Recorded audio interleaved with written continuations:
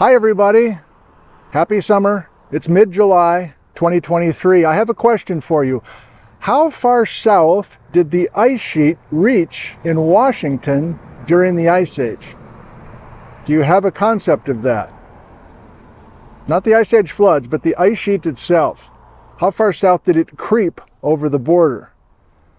And my immediate question of that question is, which ice sheet are we talking about? There was more than one. An older ice advance and a younger ice advance. Maybe multiple older ice advances. Let me flip you around, get you to the map, set up two video clips I have for you from June, last month, when it was cooler. Okay, in the shade here, I have a beautiful old map. I may have shared some of this map with you before. It's from 1961. And this is the entire state of Washington.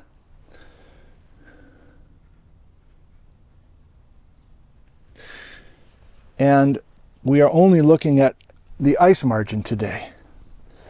So that shows up on this map with this dashed blue line. This symbol right here. And the map makers are saying that everything north of this line was under an ice sheet and everything south of this line was not. So yes, that's the city of Spokane, and according to this map in 1961, Spokane was under an ice sheet. There's the Mondovi Horseshoe. But if we follow this thing,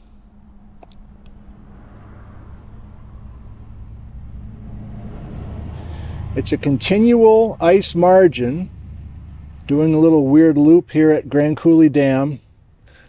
Ice margin along the western shore of Banks Lake in the upper Grand Coulee, and an ice margin draped across the Waterville plateau south of Mansfield and getting over to the town of Chelan and Lake Chelan itself. Okay, that's nice and pleasing and simple. However, you've seen the videos earlier this spring and you know that I have two colored pens. This is the Wisconsin, the late Wisconsin ice advance, red, Badger red. The ice coming down from Canada younger than 25,000 years ago. But you also know that J. Harlan Brez and others have evidence for an older ice advance. All we can say is older than red. And I've been using blue for the Spokane ice of Brez and the Spokane flood. So to set up the video clips, I drove from Ellensburg over to Davenport, and I eventually got myself into this country. And once I got over there, as you'll see with a couple of video clips from June, I got confused. I couldn't find any obvious till, and I wasn't even sure if I was properly located. But I feel like I want to show you what this area looks like anyway in just a couple minutes from now. Then the video clips leave to a different day, also in June, where I started at Farmer, Washington. That's a little junction here. And then we're going to drive north. Whoa. At Farmer, Washington, and then we're going to drive north. The other video clip starts at Farmer, Washington, which is just to the east of Waterville, on US 2, the old Sunset Highway. And we're going to drive north and show you what the red ice margin looks like. So I think you will see that there's topographic evidence of the Wisconsin ice margin in red. And we're going to end the video up here north of the red line where we have some beautiful haystack boulders. But back to the video clip you're about to see. There's nothing obvious topographically, at least that I can see right now, to show this very well-defined, and Brez has this as a solid line, by the way, in his 1928 map. What does this look like? What did it look like during that older ice advance time? Thanks. Hi everybody, and welcome to the Spokane area. I'm west of Spokane, along the old Sunset Highway. Specifically, I'm north of that just a touch, a little town called Mondovi. And I'll spin you around. This is Pleasant View Cemetery. And I picked this spot because I figured there was a pleasant view, and there is. And I'm here specifically looking for glacial till from the Spokane ice sheet. I mean, as I'm driving in these remote areas, I'm seeing precious little geology outcrop, and I'm here because I want to get a lay of the land and get a sense of where Brez had his ice sheet margin during the Spokane flood. Okay, so you're looking northwest at the moment over some pretty classic dryland wheat, rolling hills, loess underneath the greenery. Now you're looking straight north, and this is Bald Ridge. I think it's called locally Bald Ridge Road, and I've been at it a while. And then crossing over into this operation, we've got same kind of thing. So why am I here? Brez, right in this neighborhood, put the edge of the Spokane ice sheet 130,000 years ago. That's my number, but I'm running with it these days.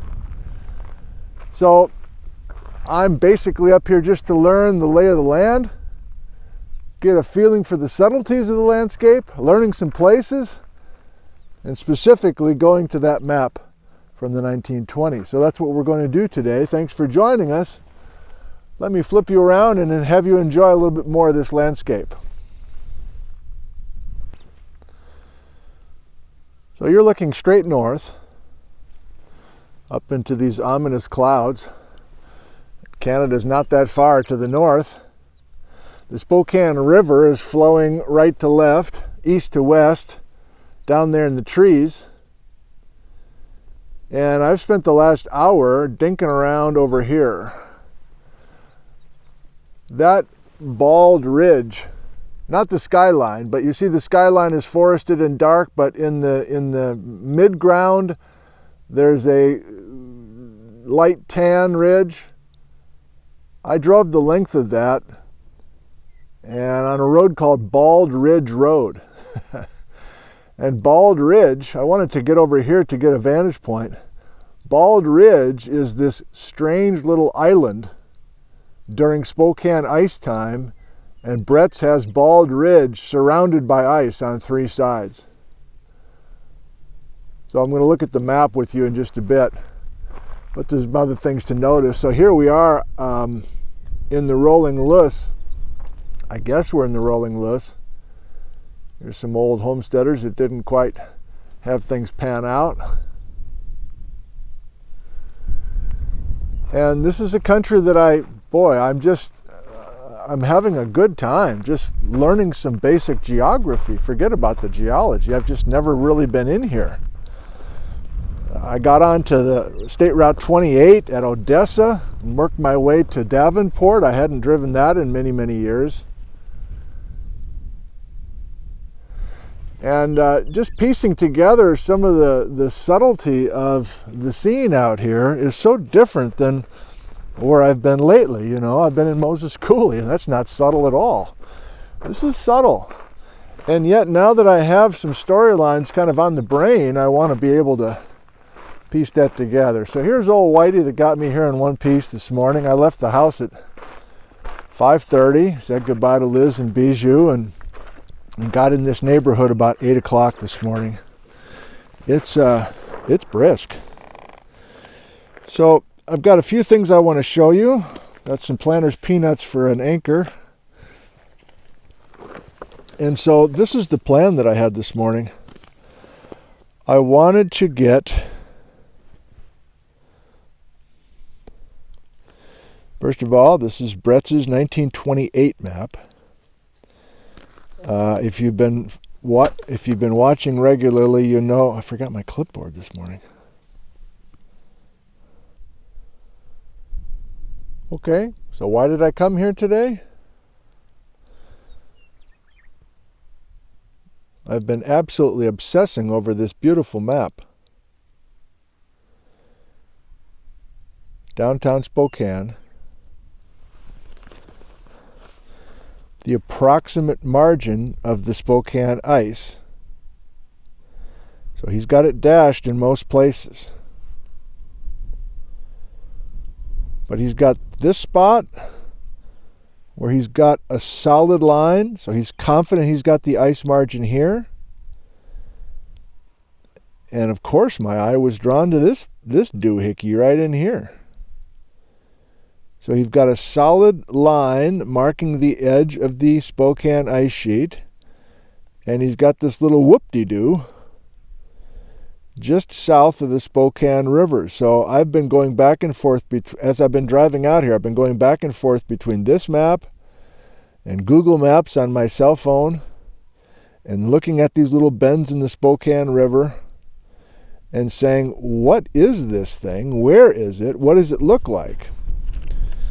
And yes, he has these major ice age flood channels where the loess is being swept away in a flood, and every one of these little black dots is a lake. So it's a pleasing map in many ways. The heads of each of these flood channels, these are the channeled scablands. Here's Reardon. Here's Davenport. I made a little purple dot for myself. So I'm sitting right up in this neighborhood. To be totally honest with you, I'm not sure where I'm sitting at the moment. Like, again, I'm pretty sure that bald ridge in the mid-distance is this little bald ridge right here. So according to Brez's map, I'm not supposed to be in loess at all. There's supposed to be loess out at Bald Ridge, but this is supposed to be, well, maybe I'm way over here. Hi everybody, and welcome to the Waterville Plateau. This is Farmer, Washington. Yeah, there's an actual place called Farmer, Washington. And this is Route 172, a Washington State highway that's heading north from Farmer, and it's 6 miles up the road to a little town called Withrow. And in the world of geology, Withrow is an important place, and that's our episode today. Why is Withrow, Washington such an important place? Okay, well, I don't think we're heading up to Mansfield, although that's where Joel Gombiner was mapping the Mansfield channels, as well as Jerome Lessman. And yeah, if we look straight west off of the Waterville Plateau, we can get into some bumps over there, which is the Cascades. And then as we crest the rise up ahead, we'll eventually see this thing called the Withrow Moraine. I don't know, I guess it's important to show it to you now on a map before we take the drive, but I think I'm going to actually drive and film as I drive through the windshield. Oh shit. Sorry, Patrick. This is Brez's map. Come on, man. Sorry, Harley.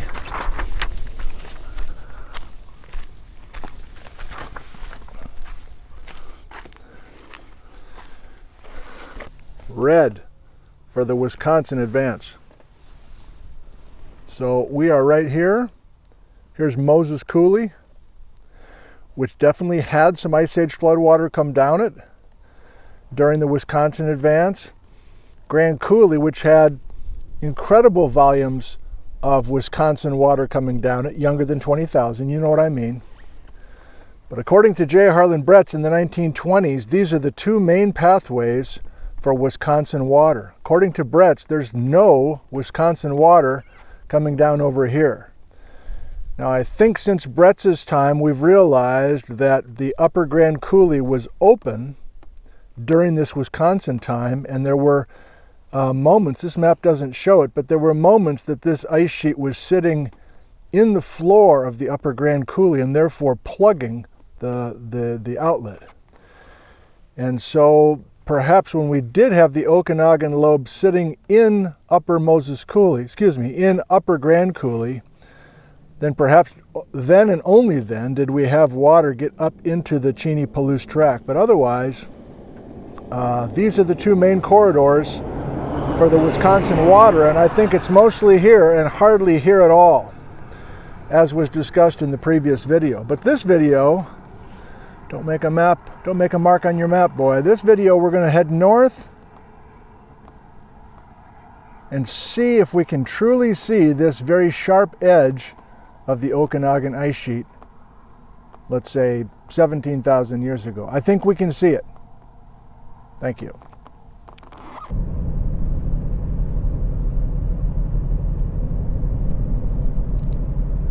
Okay, heading north on State Route 172. I don't know if this is going to work. I'm sure the windshield is tinted a little bit. There's hardly any traffic out here midweek, pretty early morning. And every time I've done this drive, I'm about 2.5 hours from Ellensburg, by the way. Every time I've done this drive, I'm like, God, I need to capture this somehow. And maybe the best way to show this Withrow Moraine and how significant it is by drone. But this is going to be the effort for now. So already we're able to see north and northwest, and we've got the mountains above Brewster, above Chelan. I mean, this is Cascades kind of stuff, but if you've never been to this Waterville Plateau, I'm hoping to capture this for you. This is just hundreds and hundreds and hundreds of acres of this dryland wheat. There's no irrigation up here. And this has been the case for at least 100 years, I'm sure. But you do feel like you are in the Midwest. At least I do when I'm up here. It's just flat agricultural fields up on this thing called the Waterville Plateau, and there's not a stone in sight. There's not anything really worth looking at from a geology point of view, except the fact that we have this loose mantle on top of Columbia River basalt lava. Everyone agrees that this is the most recent, even Brez agreed that this was the most recent ice advance. And so here on the Waterville Plateau, the youngest ice sheet advance was the biggest. And we know that for a number of reasons. We've gotten some surface exposure dates on the boulders within this moraine. We have nothing that indicates that an older advance was bigger than the younger advance. Now, especially if I zoom ahead for you a little bit. First of all, the highway is going arrow straight. We're going perfectly north, cardinal direction. That's satisfying in a weird, nerdy way. And I don't want to get you dizzy too much, but I guess if I zoom back out and give you a sense of these wheat fields, you can imagine from the contours of the land that everything is a thick blanket of loess. We're not quite like the Palouse Hills of southeastern Washington, but the geology is similar in that we have a loose blanket sitting on top of the German chocolate cake, the Columbia River basalt lava. But here is the little village of Withrow, Washington. And every time I drive by here, I almost want to go door to door and just take a poll and see how many people in town are aware that geologists are very fond of that ridge just to the north of their town. I'll probably never do it. But anyway, entering Withrow, thank you for that. If anybody views this channel and this video and you happen to live in Withrow, I'd like to meet you. Always wanted to get to know the folks that live here. I guess I'm too shy to just truly walk around and knock on people's doors. Okay. So we're clearing Withrow.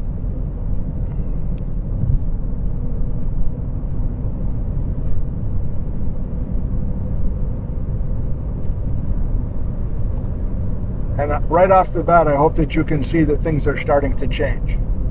We have a ridge for the first time. The ridge is sticking out like a sore thumb.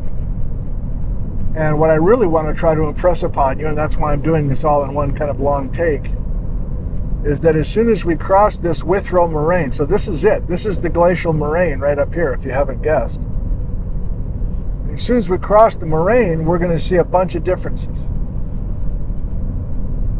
So I'm setting the stage for the differences by just keeping an eye on this landscape south of the Withrow Moraine. I don't see one boulder. I don't see any major channels. I don't see huge piles of gravels that I think you would expect to find, wouldn't you? If you were right at the edge of a major ice sheet, wouldn't you expect to find incredible amounts of outwash gravels? I would. They're not here.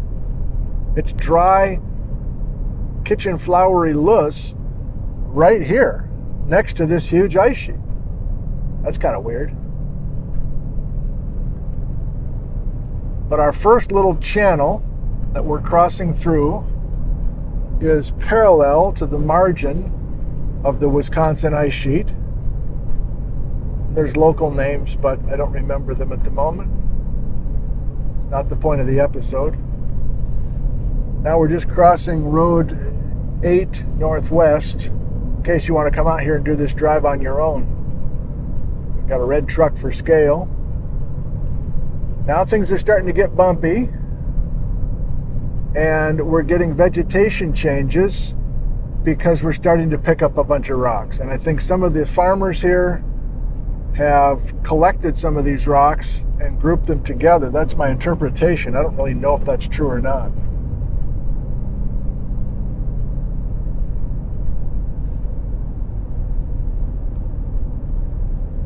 Now we're getting a bunch of stones in the outcrop.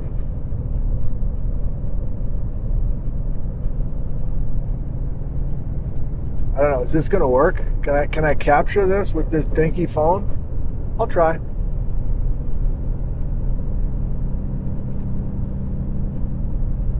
We're still climbing the Withrow Moraine. It's not a little speed bump. It's a significant topographic thing to cross up and over.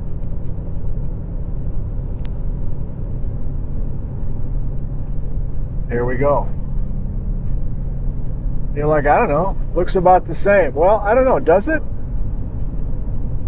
And yeah, now we're looking up to Moses Mountain and places in the Okanagan Highlands. Kind of hazy today. But I hope that you can start seeing what are jaw-dropping features for those new to the area. There we go. Milk duds. Huge milk duds that have been dropped by the ice itself. And we're going to pick up more and more milk duds as we go north, because now we are under the ice. We are underneath the Wisconsin ice, but according to almost everybody who thinks about such things, we are not yet underneath the Spokane ice.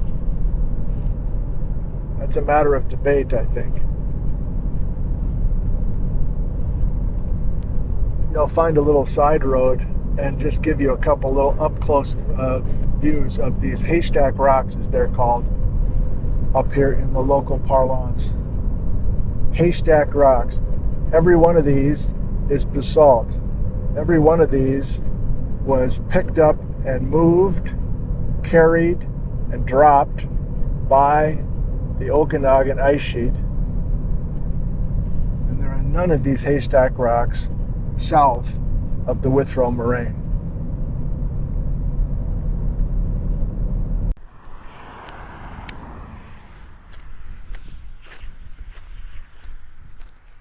Oh my.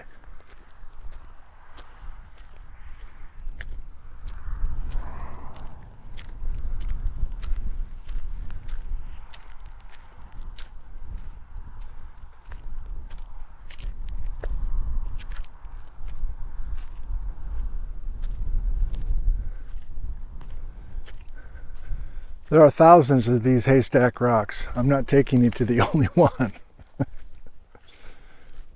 But this little unplanned stop is kind of a fun little chance to see one of these guys. And you're like, show me the details of this. Well, I don't know. It's basalt. What do you want? It's basalt. This is not a boulder that was moved by water. This is not a boulder that was rafted in on an iceberg. This is a boulder that was moved by the ice itself and then dropped. At least that's the classic interpretation.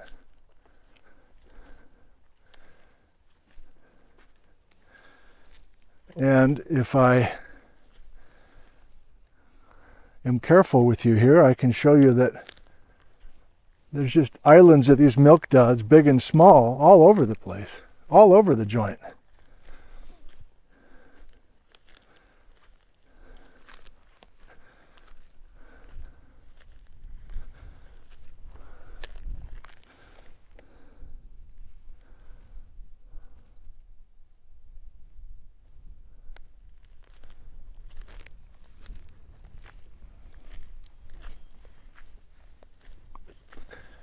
There aren't any of these erratics back down at Farmer,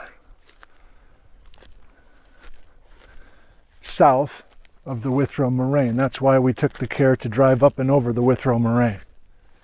So it's not on the moraine itself, it's these milk duds that are littered everywhere north of the Withrow Moraine, but not south of it. Are there any mysteries left with these milk duds? With these haystack rocks? For all I know, there are. If you're a subglacial flow person and you love the idea that there's a huge ice sheet sitting here and there's a bunch of meltwater that's highly charged, highly pressurized through tunnel valleys, if you're that kind of a person, are you viewing these haystack rocks differently somehow? I guess I should ask Jerome Lessman and Joel Gombiner that question.